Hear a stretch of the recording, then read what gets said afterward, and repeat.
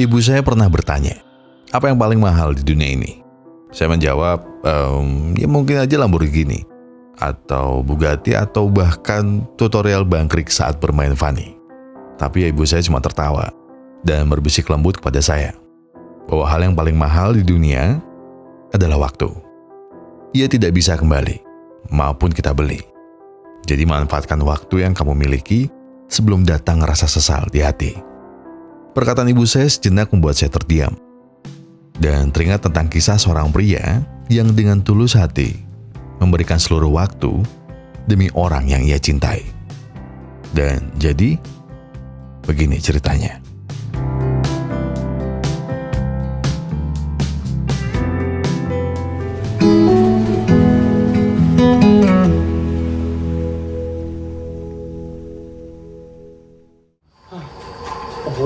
Nih ไม่มียันเต็มเลยครับทุกคน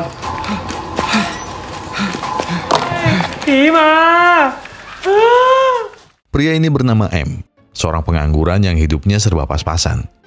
M sendiri dari dulu selalu hidup bersama sang ibu. Namun karena keras kepala, dirinya memutuskan untuk berhenti sekolah demi mengejar cita-cita dan impiannya, yaitu menjadi gamer sultan kaya raya. Namun impian itu tidak sebanding dengan usaha yang ia lakukan. Sang ibu yang melihat anaknya gitu-gitu aja selalu menyuruhnya untuk cari kerja. Ya biar hidup gak cuma numpang nama. Tapi M hanya bisa merengut dan bilang bahwa sang ibu tidak pernah mengerti dirinya. Menjadi beban orang tua memanglah tidak mudah. Hal itu berbanding terbalik dengan pamannya Kiang, seorang sultan kaya raya yang selalu berbakti kepada neneknya. Ibu M berulang kali bilang padanya agar dirinya giat belajar dan bisa sukses seperti sang paman. Namun ucapan tersebut tidak digubris oleh M. Tiba-tiba, sang nenek pun meminta bantuannya untuk menabur bunga di makam leluhur mereka. Dengan setengah hati, M melakukan tugasnya. Neneknya yang geram dengan tingkah cucunya segera menegur dan mencontohkan cara menabur bunga yang benar.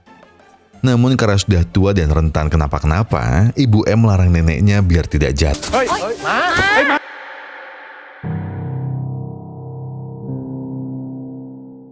Beruntung, sang nenek bisa segera dibawa ke rumah sakit.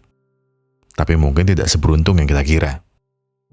Mereka semua diberitahu dokter kalau dirinya sudah mengecek secara keseluruhan dan mereka tidak perlu khawatir dengan terjatuhnya sang nenek. Namun ada baiknya, mereka bisa mulai meluangkan waktu bersama. Karena sang dokter mendapati kanker di bagian usus sang nenek dan sudah memasuki stadium akhir. Yang mana harapan hidup sang nenek tidak lebih dari 1 tahun. Kabar itu menjadi buah pikiran untuk ibu M. Malamnya, sang ibu berkata bahwa mereka harus lebih sering mengunjungi neneknya, karena waktu tidak akan pernah kembali. Ibunya tidak ingin menyesal dan menangisi sebuah pilu. Tetapi semua perkataan sang ibu tidak digubris oleh M, yang terlalu sibuk dan terhanyut dalam gamenya yang sedang seru. ยังไงก็ไปเยี่ยมเขาบ้างละกัน เวลาเป็นเงินเป็นทองนะ Namun keacuhan M sepertinya mulai luntur ketika mendapat kabar bahwa kakek dari sepupunya telah meninggal dunia. Semasa senjanya, sang kakek hanya dirawat oleh seorang manusia, bukan anaknya maupun tetangga, melainkan seorang cucu manisnya. Namanya Mui. Gadis polos berhati suci ini telah menghabiskan seluruh waktu yang ia miliki demi menemani sang kakek yang ia sayangi. Tidak ayal jika sang kakek mewariskan seluruh hartanya hanya untuk Mui. Hal itu jelas membuka mata M. Sadar diri cuma pengangguran tanpa masa depan, dirinya juga ingin menjadi jutawan. M pun bertanya kepada Mui, bagaimana caranya merawat orang tua dan bisa mendapat semua hartanya.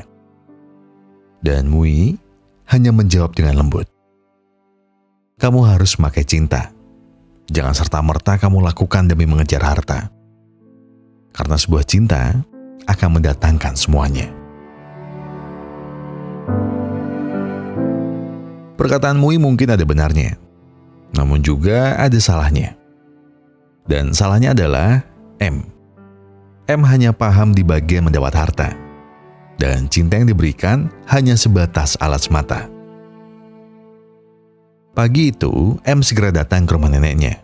Dengan membawa sebuah makanan, M pun berlagak baik kepada sang nenek. Namun yang M tidak tahu, makanan yang ia bawa bukan kesukaannya. Neneknya segera bilang bahwa hari ini ia ingin makan ikan di warung langganan. Dan dengan cekatan, M pun bergegas memesan. Namun sayang, M harus menunggu di dalam antrian.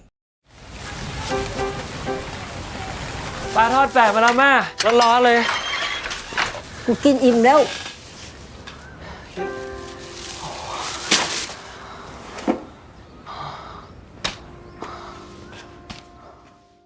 Dan memang, dalam memahami orang tua, tidak semua orang mampu bertahan menjalaninya. Keras kepala, ketus, egois, dan tingkah lakunya tidak pernah bisa kita duga. Namun hal tersebut tidak menghilangkan ambisi M demi mendapatkan harta neneknya.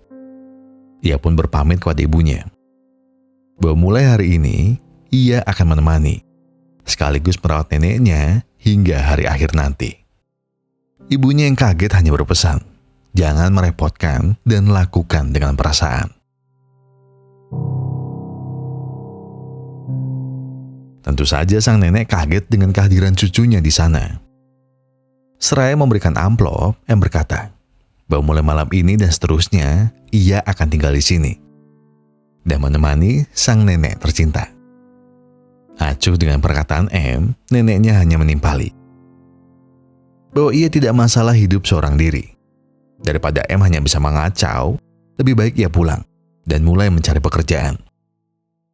Namun M menceritakan apa yang dokter kabarkan ke keluarganya, yaitu sang nenek telah tervonis kanker.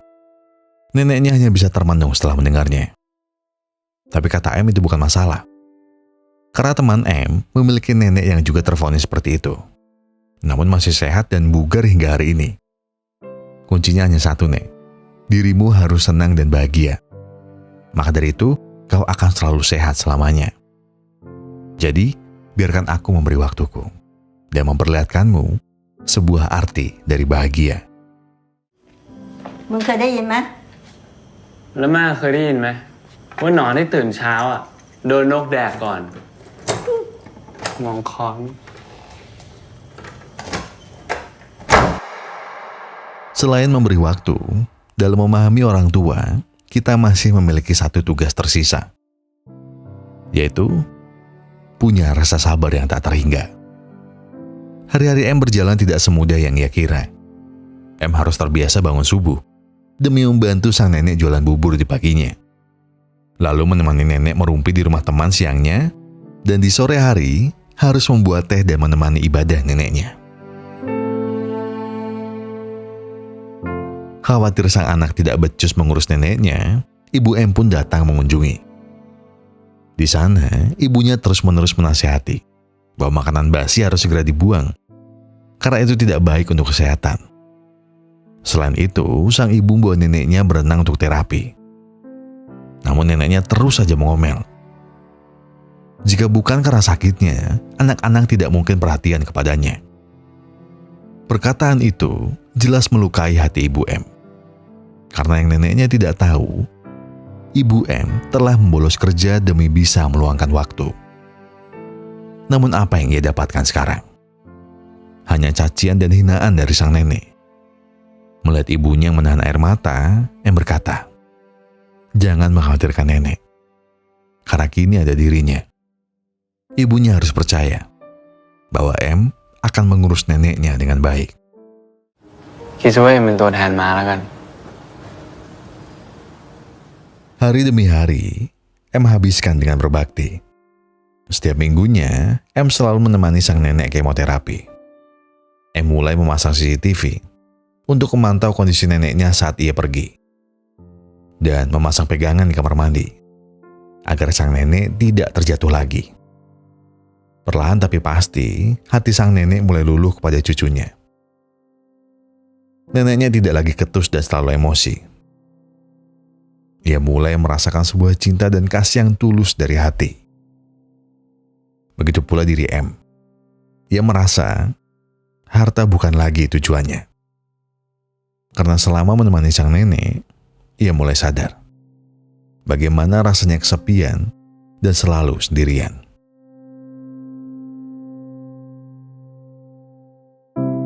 Namun kebahagiaan yang ia rasakan sejenak terusik dengan permintaan Paman Kiang. Mereka berkunjung ke rumahnya. Dan di sana, Paman Kiang berkata, alangkah baiknya sang nenek tinggal bersama mereka. Selain lebih nyaman, neneknya juga akan selalu aman dan memiliki teman. Namun hal itu segera disanggah oleh M, yang bilang bahwa rumah pamannya itu sangat jauh dari rumah sakit. Paman Kiang segera memberi sekepok uang kepada M, dan bilang dirinya tidak perlu khawatir, karena paman tahu apa yang harus dilakukan. Mendengar perdebatan itu, sang nenek hanya bisa diam, dan termenung dalam suasana yang runyam.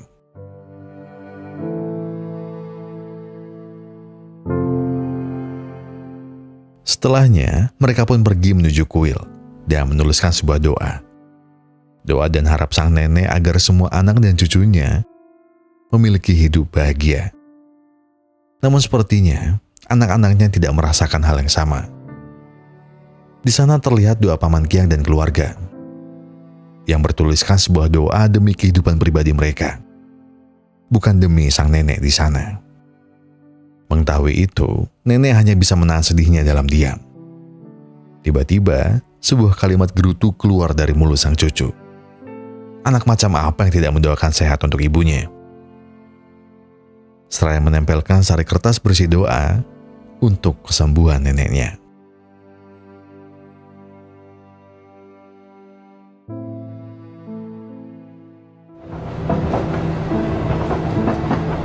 Ma, เดี๋ยววันอาทิตย์หน้าหรือเตรียมเก็บของเลยนะ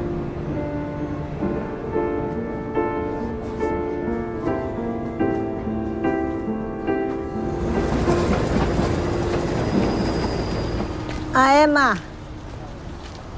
โดนเยอะแล้วมันเจ็บ Singkat cerita, nenek memutuskan untuk tetap tinggal di rumahnya. Ia pun kembali menjalani berbagai macam pengobatan. Demi menghibur sang nenek, M pun membelikannya sepatu baru dan juga memperlihatkan teknologi yang sudah maju. M bilang, jika saja neneknya masih muda, mungkin M akan bisa jatuh cinta. Dengan memperlihatkan sebuah filter TikTok, sang nenek pun terkesima melihat dirinya yang tampak muda, cantik, dan juga mempesona.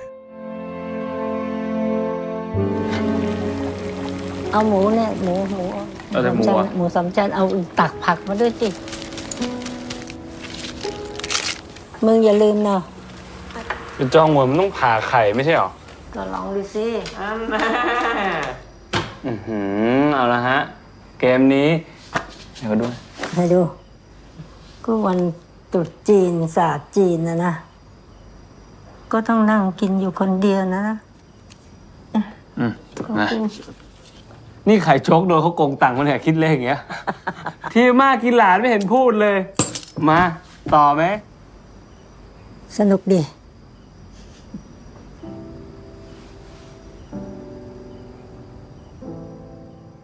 Namun kebahagiaan itu kembali terusik saat neneknya mengecek bahwa uang simpanannya telah raib. Neneknya menuduh M telah mengambilnya. Namun dengan 1000 sumpah, M bilang kalau itu bukan dirinya. Mereka pun segera mengecek CCTV. Dan benar saja, pamannya lah yang telah mengambil uang nenek di sana. Namanya Sohei. Ia adalah anak bungsu dari neneknya. Tempo hari saat memasangkan pegangan di kamar mandi, ternyata Sohei diam-diam mengambil uangnya. M pun tidak terima dan segera mendatangi rusun miliknya. Di sana hanya caci dan hinaan yang bisa M lontarkan kepada pamannya. Ia tidak menyangka bahwa sang paman tega mengambil uang neneknya. Apakah pamannya tidak punya hati? Ia meninggalkan ibunya seorang diri.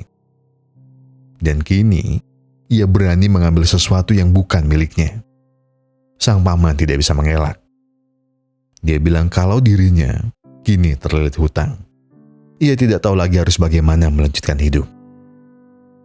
Mendengar itu semua, M pun memberikan satu-satunya harta yang ia miliki.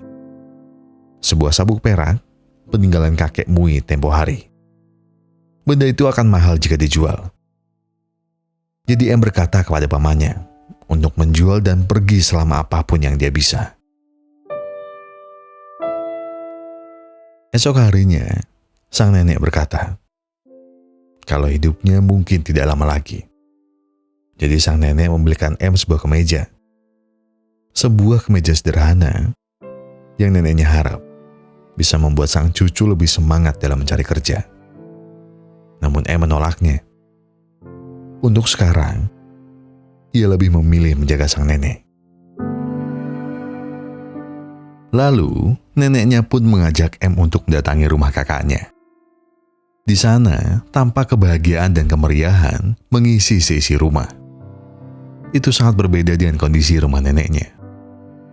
Namun nenek tidak mengajak M kemari tanpa sebuah alasan pasti. Ia datang kemari untuk meminjam sedikit uang demi membeli sebuah makam yang ia impikan. Harganya tidak terlalu mahal, 1 juta baht. Uang segitu tidak akan menguras seluruh harta yang kakaknya miliki. Namun sang kakak menolak dengan beralasan bahwa hidup nenek M rusak sejak suaminya tidak becus dalam mengurus istri. Namun nenek M tetap saja memihak suami dan memilih pergi dari keluarga ini. Kakaknya menyangkal semua alasan neneknya dan tetap berpendirian bahwa urusan mati itu urusan sang nenek sendiri. Kecewa dengan jawaban kakaknya, nenek pun mengajak M untuk pergi dan tetap berpamit secara rendah hati. Di jalan pulang, M pun bertanya-tanya, mengapa saudara neneknya tidak punya hati? Dan juga kenapa nenek ingin membeli sebuah makam yang mahal? Dengan lembut neneknya menjawab, alasannya ingin beli makam yang mahal karena bentuknya begitu menawan. Karena jika ia membeli makam yang murah, mungkin kalian akan malu dan tidak akan pernah berkumpul di sana.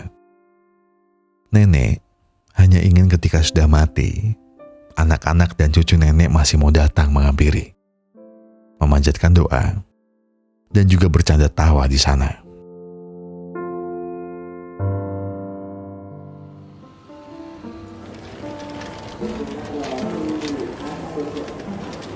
คนไข้ไม่ตอบสนองต่อยาต้องมีเวลาให้คนไข้เยอะ Setiap yang bernyawa pasti ada hari akhirnya. Hari itu, kabar duka menyelimuti diri M dan ibunya. Dokter berkata bahwa hidup neneknya tidak akan lama lagi. Kanker yang neneknya derita sudah terlalu ganas menggerogoti. Dan umur neneknya mungkin tidak lama lagi. Dan umur neneknya hanya tinggal menghitung hari. Semua anaknya mulai sibuk mendebatkan soal warisan.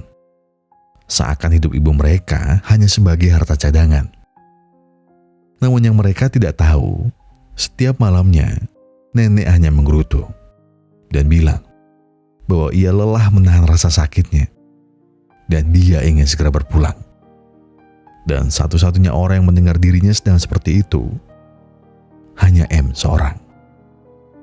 Hanya M yang ada di sisinya. Namun sekeras apapun M mencoba, sekeras apapun M membuktikan bahwa dirinya seseorang yang selalu ada, yang mendapat warisan paling berharga nenek adalah putra bungsunya, Sohei.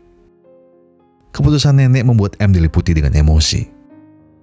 Mengapa nenek masih saja memikirkan anak kurang ajar seperti pamannya? Bukankah paman pernah mencuri semua uangnya? Dan bukankah paman Sohei hanya selalu datang saat ia butuh nenek saja? Dan bukankah yang selalu ada di samping nenek hanya diriku? Dengan penuh kecewa, M pun pergi meninggalkan neneknya.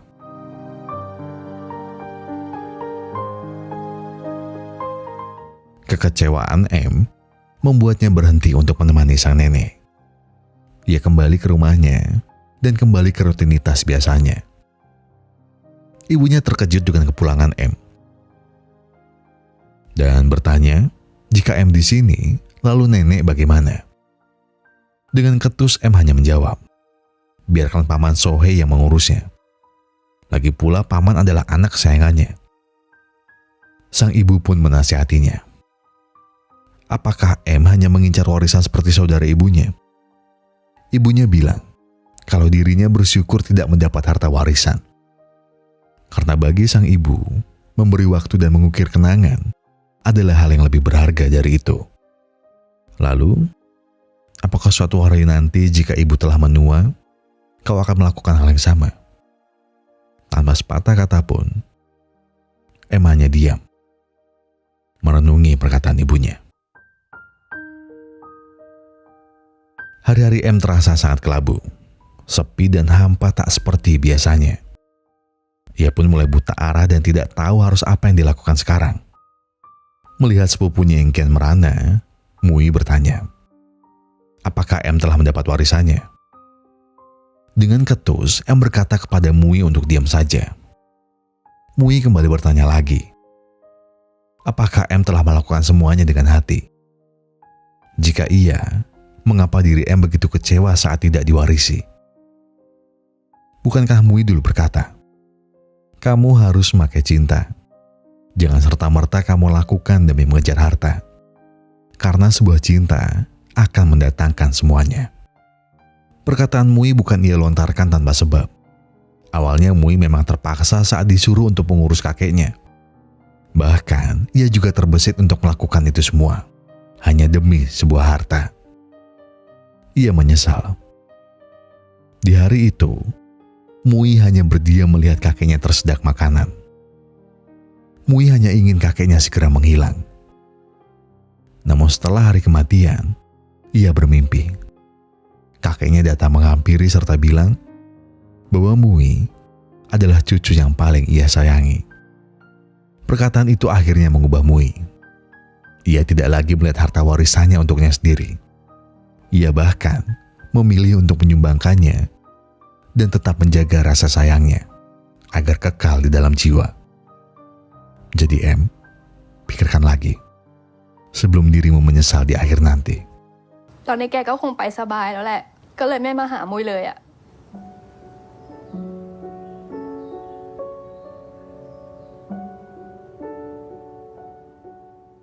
Di sisi lain, rumah nenek kini mulai dikosongi. Barang demi barang pun mulai dikemasi. Rasa sepi dan hampa pun kian menjadi. Sohei yang tak mampu merawat nenek akhirnya menitipkan nenek di sebuah panti. Di sana M bilang bahwa semua uang itu tidak perlu pamannya beri kepadanya. M bilang bahwa ini adalah kali terakhir mereka bertemu. Dan mendoakan semoga sang paman mendapat hidup lebih baik dan sadar dengan semua perbuatannya. Setelahnya, M segera masuk dan meminta maaf dengan semua sikapnya. Ia meminta maaf bahwa dulu ia hanya melihat nenek dari hartanya. Ia tahu bahwa ia tiada beda dari anak-anak neneknya. Namun neneknya menimpali bahwa ia sudah tahu hal itu dari saat pertama. Tapi itu tidak apa-apa. Neneknya juga meminta maaf karena telah salah memberikan warisannya. Namun M sudah tidak peduli dengan itu semua. Yang ia harapkan sekarang bukan lagi warisan, melainkan nenek bisa pulang bersamanya. Mungkin rumahnya tak sebesar dan senyaman Paman Kiang. Namun M berjanji bahwa di rumahnya nenek akan selalu merasa bahagia, hangat, dan tidak akan ada sepi. Jadi bertahanlah sedikit lebih lama dan habiskan waktu bersamaku lagi.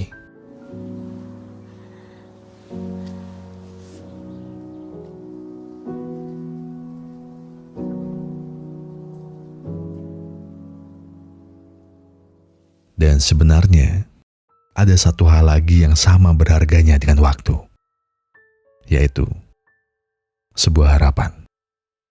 Harapanlah yang menjadikan seseorang mampu melewati seluruh kesulitan. Harapan juga yang selalu bisa membuat setiap insan untuk bertahan. Bertahan di tengah getirnya hidup dan kecilnya sebuah kesempatan. Genap 1 tahun semenjak vonis dokter kepada neneknya. Dan benar, sang nenek masih hidup dengan bahagia. Kini ia tinggal bersama anak dan cucu kesayangannya. Tak lupa, Paman Kiang seringkali berkunjung untuk menengoknya. Di sana Paman Kiang menyampaikan maaf terdalamnya. Ia meminta maaf karena tak pernah memiliki waktu untuk ibunya. Ia meminta maaf karena selalu merasa bahwa dunianya begitu berharga. Hingga ia lupa bahwa ia masih memiliki ibu yang selalu menantinya. Sang nenek hanya terdiam dan mulai meneteskan air mata. Seolah itu sebuah jawaban dan ungkapan betapa bahagianya dia saat sang anak tidak melupakannya.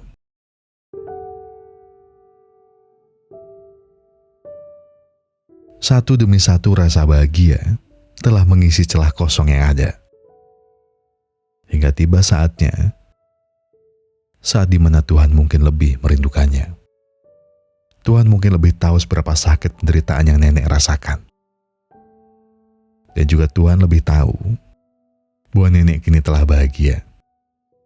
Dan hembusan nafas terakhirnya memecah air mata M malam itu.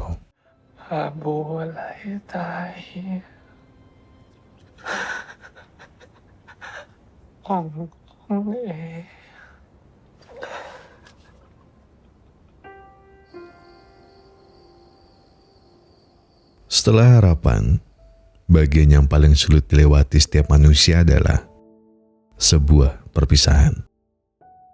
Kita memang bisa berharap, tapi Tuhan yang berhak menentukan. Tuhan berhak menentukan kapan kita menderita, dan Tuhan jugalah yang berhak menentukan kapan kita merasa bahagia.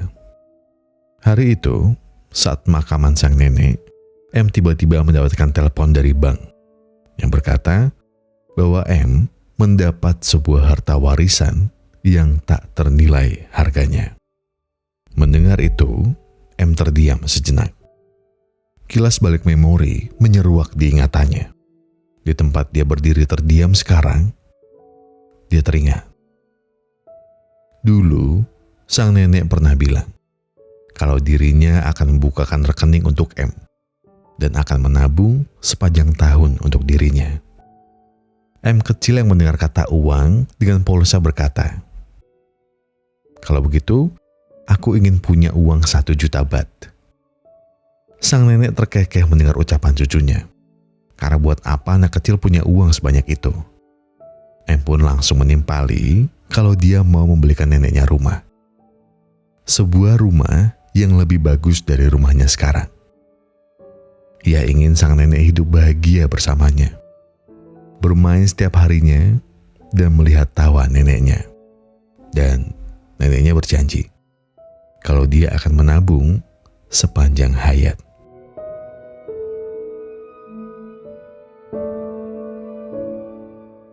Dan jadi, apakah M mendapat 1 juta bahtnya? Enggak. Mendekati pun juga enggak sama sekali. Di rekening itu hanya ada 40.000 baht. Angka yang tidak seberapa, tapi bernilai untuk selamanya. Karena uang itu, M mampu membelikan rumah untuk neneknya. Sebuah rumah sederhana yang berisi semua doa dan juga harapan neneknya. Rumah peristirahatan terakhir bagi jiwa yang dikasihi penciptanya.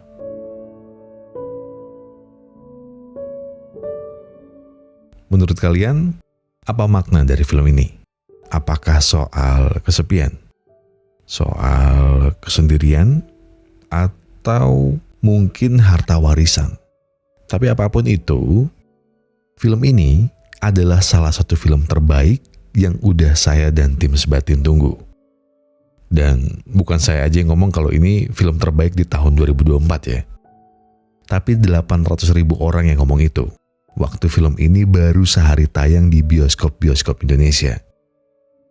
Tapi sebelumnya, saya mohon izin untuk mengesampingkan segala pencapaian film ini secara pendapatan dan juga jumlah penonton.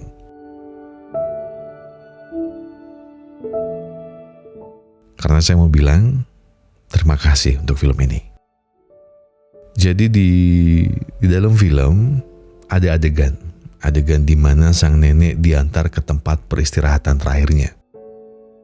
Dan sepanjang jalan M selalu ngetok peti neneknya untuk ngasih tahu mereka lagi ada di mana sekarang dan cerita pernah apa mereka di sana. Bagi saya pribadi, adegan ini bikin saya teringat dengan seseorang yang pernah saya antar juga ke tempat peristirahatan terakhirnya. Enggak, saya enggak ngelakuin apa yang M lakukan itu, enggak. Tapi sepanjang jalan saya menuju makam, saya bergumam dalam hati soal, sayang, ini udah sampai di tempat masa kecilmu dulu. Sayang, ini toh sekolahmu dulu yang pernah kamu ceritain. Dan sayang, istirahat yang tenang ya. Kamu udah gak sakit. Kamu udah sembuh. Udah sembuh. Kamu udah di rumah. Dan ketika nonton film ini, memori saya kayak nginget semua. Iya, tapi saya udah gak lagi sedih kok. Tapi mungkin ya lebih ke rindu kali ya. Dan juga ucapan terima kasih buat semuanya. Atau dalam bahasa pendeknya saya bilang, saya sedang belajar ikhlas. Karena belajar mengikhlaskan, kalau kata Lek Bagong itu mungkin lebih berat daripada perpisahannya itu sendiri. Namun yang jelas, sebuah keikhlasan adalah sebuah tanda bahwa kita sepakat dengan Tuhan untuk perbaiki diri dan terus berjalan untuk mewujudkan sebuah harapan. Saya Gogon dan tim Sebatin pengen mengucapkan terima kasih buat kalian yang sudah menonton video ini sampai habis. Terima kasih buat kalian yang sudah memberikan komentar. Terima kasih buat kalian yang sudah memberikan like. Terima kasih buat kalian yang sudah mensubscribe dan juga sudah memencet tombol thanks-nya. Harusnya saya ngomong soal filmnya sih, malah jadi ke soal pribadi. Tapi memang sekali lagi saya bilang ini film terbaik. Sedih, tapi haru kali ya. Bukan kesedih yang ya mungkin kalian ingat film sebelumnya sih.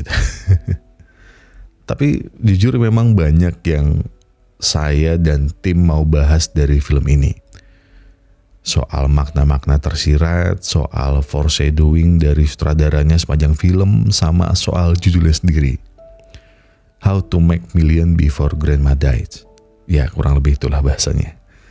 Yang kalau menurut kita itu sebenarnya bukan merujuk ke M. Menurut Sebatin ya, jadi judulnya itu tuh bukan merujuk ke M, bukan soal si karakter utamanya. Tapi POV-nya itu lebih ke neneknya sendiri.